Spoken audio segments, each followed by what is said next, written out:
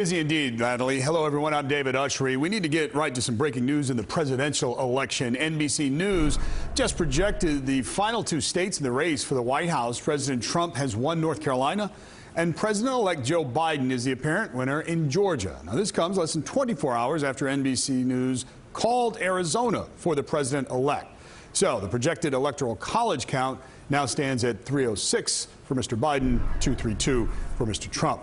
And right now, you're looking at a live picture here of the Rose Garden. President Trump expected to speak at any moment now about Operation Warp Speed, the effort to develop a COVID-19 vaccine. This would be the first time we've seen him speak publicly in some time. So we may pivot abruptly and take you right to that in NBC News coverage. But for now, we'll talk about New York City as it prepares to shut down schools as soon as Monday. The city's positivity rate is now above 2.8%, and if the trend continues, we could hit that 3% threshold as soon as tomorrow.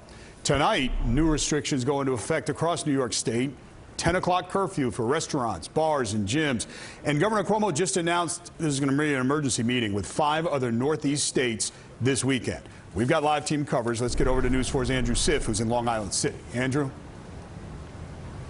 David, we're starting with schools here. We're talking about hundreds of thousands of families who opted for that blended learning model where they do send their children inside schools. It's been going on relatively successfully for the last 7 or 8 weeks, but we found out today, because of that rising threshold, that today might have been the last day of in-class school for a while. Parents like Anna Hidalgo bracing themselves for staying home from work starting next week. They're going to be like all day home, sitting in the front of the computer. It's hard for them, but it's okay. She and hundreds of thousands of other New Yorkers scrambling to plan now after this warning from the mayor today. Have an alternative plan for beginning as early as Monday for whatever will help them get through this month if school is not open. The mayor's rationale: today's citywide COVID-19 positivity rate is 3.09%, and the 7-day average 2.83%, with 3% as the threshold he and the teachers union agreed to this fall, a deal after weeks of protest over whether schools would be safe to open at all. It was not a proposal from the unions. It was not a collective bargaining matter.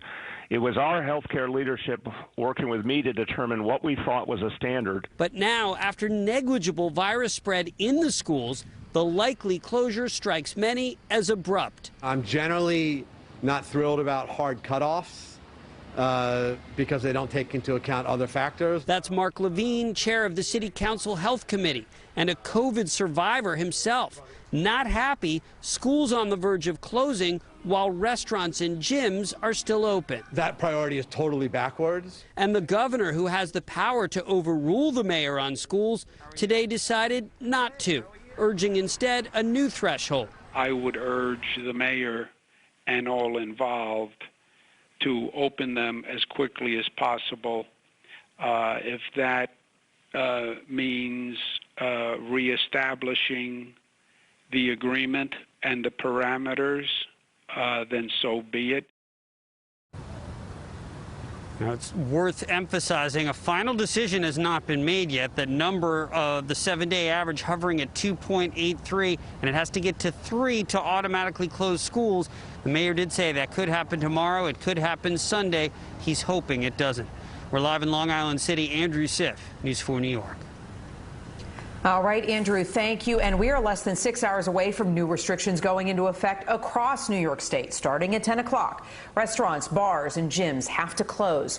Private gatherings have to be capped at 10 people. Here's News 4's Chris Glorioso. Bartender Barbara Rodriguez is not a fan of the new 10 p.m. restaurant curfew, and it's not just about tips. Her bar, Whiskey Trader, pivoted, selling hot dogs and light snacks to stay in business. But this is still a late-night destination, and asking people to leave at 10 won't be easy. What do you think the customers are going to say when you say, we got to close you out? It depends. This is a bar. If you're drinking, you get a little tipsy, you're going to say, no, oh my God, I'm not going. This week, Governor Cuomo said contact tracing has proven bars and restaurants are COVID spreaders, so he joined New Jersey and Connecticut, dialing back the legal restaurant closing time to 10 p.m., even for outdoor dining. He also stressed schools so far are not spreaders. The problem is not coming from the schools. It's coming from the bars, the restaurants, the gyms, and the living room family spread. At Beach A Restaurant on 55th Street, the owner, Peter Gomares, is running for mayor. He's been pushing to increase restaurant capacity and says that 10 p.m. curfew may backfire, creating even more crowding. So what's going to happen is these people are all going to come out at a certain hour to get in just before the curfew, which is going to create a bottleneck, which is going to create more people going out into the city at the same time. Along with restaurants, gyms in New York must also close at 10 p.m. starting tonight, and the governor's order also limits private in-home gatherings to 10 people. At Tang Pavilion, a Chinese restaurant with pictures of celebrities like John Travolta in the doorway, the owner and manager worry this curfew may be the beginning of more bad news. Are you scared that this is just the first step? 10 o'clock curfew could lead to total closing. Of course we are scared, yeah. I hope that will not happen, you see, that will affect the whole economy. Live now in Midtown, where this restaurant, Pazza Notte, has invested tens of thousands of dollars in these little dining huts. They've got these sanitized blankets here. And again, the concern here is that with this curfew, there will now be fewer hours in the day to reap the benefits of those investments. And there is, again, that concern if there could be more restrictions coming. Today, the governor in his news conference said that is very possible, and he will try to alert the public as soon as he can if that comes to fruition. For now, reporting live in Midtown, Chris Glorioso, News 4 New York. Anxious time for bars and restaurants in the city. Thank you, Chris. In New Jersey, the recent rise in numbers also pretty dramatic. The state reporting nearly 3,400 new cases. This is the fourth straight day of new cases above the 3,000 mark. But the positivity rate did drop today to 8%. Businesses across the state starting to feel the impact of the second wave. Several restaurants were forced to close today after positive cases popped up. News 4's Brian Thompson continues our coverage. He's live in Asbury Park. Brian? Yeah, where this restaurant had to close because of a positive case. It is relentless. It seems like for many people, it's one step forward and two steps back. Just getting coffee, the latest challenge during this pandemic. This Wawa in Red Bank closed for days. The posting on the door reporting an employee tested positive a week ago. Potential customers unaware and out of luck. It's crazy out here, man. It's crazy. I guess it's better safe than sorry, We don't want anybody to get sick, I personally have lost loved ones to this COVID-19. Pasha telling me 2 aunts and a cousin died from COVID.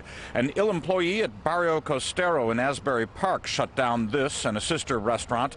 Special cleaning crews coming in this week to sanitize any possible virus residue with the hope of reopening this weekend, assuming all other staff tests come back negative. Certainly was not an easy decision for the business side, but it was a very easy decision when it comes to our team and our guests, and knowing that their safety is of the utmost importance. Holiday charity efforts along the shore also suffering. This is how Langosta Lounge celebrated Thanksgiving every year. Food, gifts, and entertainment for those in need inside the Asbury Park Boardwalk restaurant.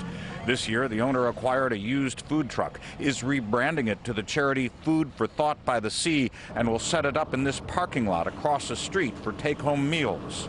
At least we know we're putting something special in somebody's belly and making them feel better. That makes me feel good. It's the holiday season. And Holiday Express has now gone virtual. For 27 years, these in-person shows from Philly to New York City, mostly for special needs adults, now canceled. But the gift bags still being delivered today to Unity Place in Oceanport, which offers daily counseling for mentally challenged adults, along with food donated by Jersey Mike's. And what Holiday Express is about is actually going in person to see people who don't get visitors in many cases, who are what I've always referred to as adult orphans. What we're seeing is a gritty determination, whether it's a business or a charity effort, to keep on keeping on. Live in Asbury Park, Brian Thompson, News 4 New York. Brian, thank you. From New Jersey to Connecticut, also keeping a close eye on the situation there. Today, the state's positivity rate jumped to 6.4%. Governor Lamont says the number of people in the hospital has doubled just in the past 2 weeks. Connecticut has seen a 106% increase in cases during that time. More than 80% of the state is now in that red alert level that we've been talking about. If you take a look here at Fairfield County, you see the entire county except for Ridgefield and Darien is now red. It gives towns the option to roll back to a more restrictive version of Phase 2 reopening. And new at 4, it appears those long lines for COVID testing are putting a serious strain on staff outside of City MD urgent care locations. In an email to its patients, the healthcare company announced it'll be closing 90 minutes earlier starting next week. City MD says that for months, doctors and staff have been seeing patients well after hours, and they've reached the point of sacrificing their own safety and health. The new closing hours start on Monday.